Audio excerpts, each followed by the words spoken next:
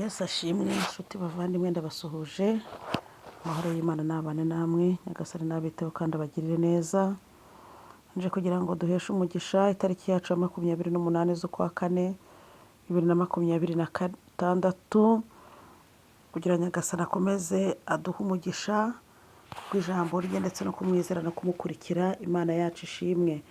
Kadusome ijambo ry'Imana rero kandi mbaha ikaze muri risengesho nakira abantu bashyashya abo dusanganywe mbifuriza umugisha. Imana ishimwe. Dusome Zaburi 46 umurongo wa 17. Ngiye kubahanurira muri iri jambo ngiye kubahanuriraho bavandimwe, umuntu byizeye arajya avuga amen. Imana ishimwe. Unyereke ikimenyetso cy'ibyiza kugira ngo abanyanga bakirebe bamware, kuko Uwiteka unabaye ukamara umubabaro. Oh haleluya bavandimwe. Iri ni ryo jambo tugiye kwamamaza, iryo tugiye gukoramo declaration prophétique. Tugiye kwiyamamazaho gihanuzi, ubuhanuzi butavangiye aribwo jambo ry'Imana.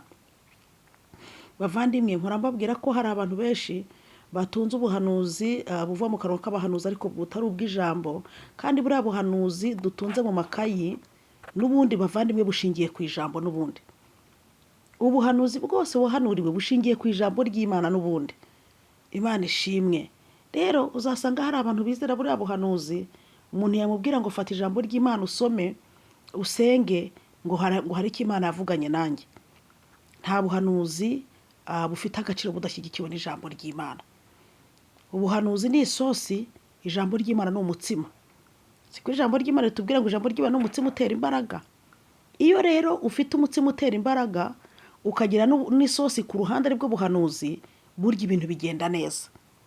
Ariko abantu benshi bafite amasosi aribwo buhanuzi mwicayeho mufite mu majenda, ariko umuntu yakubwira ati ngaho twigisha ijambo ry'Imana, ngaho ba wambwira umurongo umwe muri Bibiliya uzi, ngaho soma ijambo ry'Imana twumve dusengere kada. Uzi ko hari umuntu ushobora gutungura mu bantu akubwira ngo dusengere isengesho ryo kurya, umva akakubwira ati hoya ati siniteguye. Urumva? Cyangwa se ukumva atangiye kwirukana abadayimoni. Ntago murabyumva ibyo bintu. Ntago murabyumva. Umuntu abwira ngo sengera ibiribwa agatangira kwirukana abadayimoni, agatangira gusengera abarwayi, agasengera abagore batwite, agasengera abari mu mihanda. Urumva araba ari ikibazo muvandimwe. Niba ari gusengera ibiryo nyine ni ibiryo bihesha umugisha, nta bindi byifuzo biraho. Imana ihabwa icyubahiro. Hari umuntu rwose udashobora kubwira ngo dusengere n'isengesho ryo kuryama ngo arishobore, cyangwa se ereka Imana gahunda tugiyemo muri iyi nama, reka da.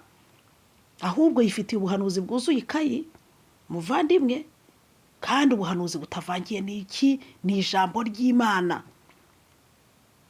Imana ishimwe ko ubuhanuzi dutunze bushyigikirwa n'ijambo ry'Imana. Usoma niryo rigenda rigafumbira ya masezerano yawe.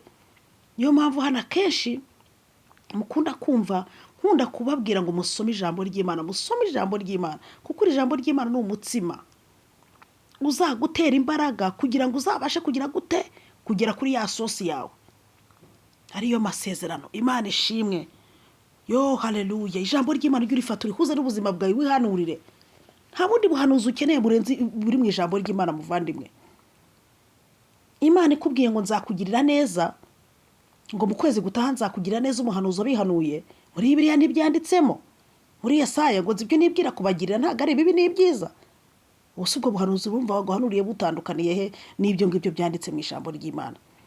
Ariko uzasanga abantu baratwaye uruhu n'uruhande n'ubuhanuzi, aho gufata ubuhanuzi buvangiye buri mu ijambo ry'Imana, butavangiye nako buri mu ijambo ry'Imana, ahubwo ngo mwihanurire. Mpora mbigisha kwihanurira muvandimwe. Iyo wamenyera ijambo ryo kwihanurira ugafata icyanditswe ukagihuza nawe n'amazina yawe n'ibigega byawe n'abana bawe, ni ukurikiro cyo kugenda wirukanka inyuma y'abahanuzi, urakireka ugicikaho. Kuko hari abantu hano bafata abahanuzi nk'abapfumu. Hari abantu baraguza. Kuraguza rega ni ukubaza.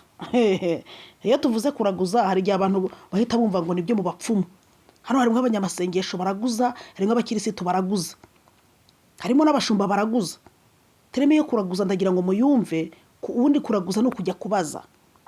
Hari abantu rero banga gusenga kuko bakunda Imana ari umubyeyi wabo, ahubwo bakajya bajya ku bakozi b'Imana kuri ba bamenya ba Samweli mu buryo bw'umwuka, bagiye nko kubaza ahubwo batagiye gusenga. Ugasanga umuntu yazengurutse abakozi b'Imana utabara, kandi ubwo ni umunyabyaha, yanze no kureka ingeso mbi, ntazi no gusenga, ntazi kwiyiriza, ntazi gukora ibikorwa by'urukundo, ntiwamubona yatereye umusozi, ariko mubwira ati hari umukozi w'Imana ufite amavuta, akaba ari rukasagiyeyo. Bamubwira ati umukozi w'Imana wansengeye kuri telefone, umva ati nange iyo nimero yime. None se ubwo aho butari kuraguza ni hehe? Ushishikajwe no kujya kumenya ahazaza hawe n'ibizakubaho, ni ugupfumuza uko nguko, ni ugupfumuza abo bahanuzi b'Imana, ariko udashobora gufata ibihe byawe ngo wihanurire mu buhanuzi butavangiye ari ryo jambo ry'Imana.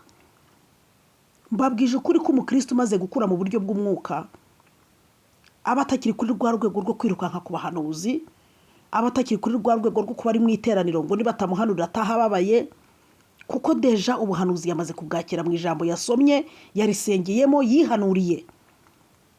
Imana niba unyuzamo umuntu sava, ariko mu gihe nta message yawe itambutse, nta kumva ngo hari umukozi w'Imana ngo urebamo, ngo uvuge ngo umutugirize ngo sengera ku ngufu. Hari abantu bagutugamo ubuhanuzi ku ngufu. Kandi murabizi ko Imana yacu ntabwo ari radio muvandimwe. Hari abantu batunarika abakozi b'Imana ngo nabahanuriye ku ngufu. Hari igihe rero umutunarika yabona wamuzengereje akagupfunyikira ikibiribiri, akaguhereza ubuhanuzi bw'amahuri, kubera ko abona wamuzengereje, abona ufite inyota y'ubuhanuzi. Bavandimwe, nimuhanurire mu ijambo ry'Imana, mwihuze naryo. Nta buhanuzi burenze ubwo muvandimwe. Uwiteka unyereke ikimenyetso cy'ibyiza, kugira ngo abanyanga bakirebe bamware. Haleluya. Ubu si ubuhanuzi. Njyewe nyine ndiho kubwayo Rosine, Uwiteka unyereke ikimenyetso cy'ibyiza. Nabwiye ngo abantu bo muri Bohokano mujye musenga mwivuga mu mazina, kubera ko amazina yacu niyo baroga, amazina yacu niyo bagenda bakajya guhwihwisa nyanaka, bakaba gusiza umwanda. Uko ugenda usenga kenshi uvuga izina ryawe, haleluya, Mana ishimwe, ni nako wa mwanda ugenda ukuvaho. Imana ihabwa icyubahiro bavandimwe. Muribuka ko hari igihe Imana yigeze iri kumwe na Mose, noneho Mose arasenga asaba Imana ikintu gikomeye. Imana irangije arabwira ngo kuko nta kumenya izina nicyo ndagikora. Nese abantu bahora bajya imbere y'Imana, Mana ndagushime, wowe nde? Wanda gushimira ko wandinze, wampaye ibyo kurya, wowe nde? Bavandimwe, mugire discipline spirituelle. Wipresent imbere y'Imana we n'urugo rwawe. Bwira Imana ati Mana uyu mugoroba urugo rwa Nyanaka turagushimiye. Haleluya. Dosansoma edesika. Kubwira Imana ati Mana uyu munsi wa none ngewe Pastor Nyanaka ndagushimiye. Wa wundi wejereje umurimo wawe ukantereka ahangaha, ndagushimiye. Nyagasani ariko mfite ikibazo iki n'iki. Haleluya. Dosanse olefo. Muribuka igihe Hana yajyaga i Shilo, yarageze i Shilo hahandi yajyaga ajya gusenga Imana, ababa yari kurira kuko atarabyara. Hageze abwira Imana ngo Mana ninjye wa mugore cya gihe wajya guza imbere yawe ndi kurira ngo umpe umwana, none icyo nagusabye nicyo wampaye. Imana ishimwe bavandimwe, mujye mwipresent imbere y'Imana n'amazina yanyu, kugira ngo na marayika najyana raporo amenye ngo umuntu wasenze isengesho iri gusaba ikintu n'uyu. Yego Imana iratuzi bavandimwe, ariko se kukihindukira ikavuga ngo dusabe tuzahabwa, dukomange tuzakingurirwa. Dusabe tuzahabwa. Ni uri gusaba yitwa nde? Usaba akazi yitwa nde? Usaba urugo yitwa nde? Usaba visa yitwa nde? Harantu urajya gusaba akazi ngo kuri 7 ntushyireho izina ryawe? Mbwiza ukuri niba harantu urajya gusaba akazi kuri 7 ukiremo ibindi byose ariko amazina yawe yareke. Harantu urajya gusaba ibyangombwa ukagera igipapuro kibereyeho kitariho amazina yawe. Usaba ninde? Bareba amazina.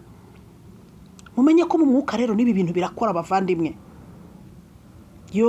Ninde muntu Uwiteka agiye, haleluya, kwereka ikimenyetso cy'ibyiza kugira ngo abamwanga bamware bakorwe n'isoni? N'uwitwa nde? Ninde uri gusaba icyo kintu? Ninde uri gusaba iryo sengesho? Ninde uri gusenga iryo sengesho ry'uyu munsi? Ninde? Na Apotre Rosine nyina ndiho kubgayo. Marayika agahita atanga raporo ati uyu munsi Apotre Rosine umukozi wawe yasabye ibi n'ibi. Bamarayika bakajyana raporo. Imana yakitegereza ikabona koko hari ikimenyetso igomba kukuremera cy'ibyiza.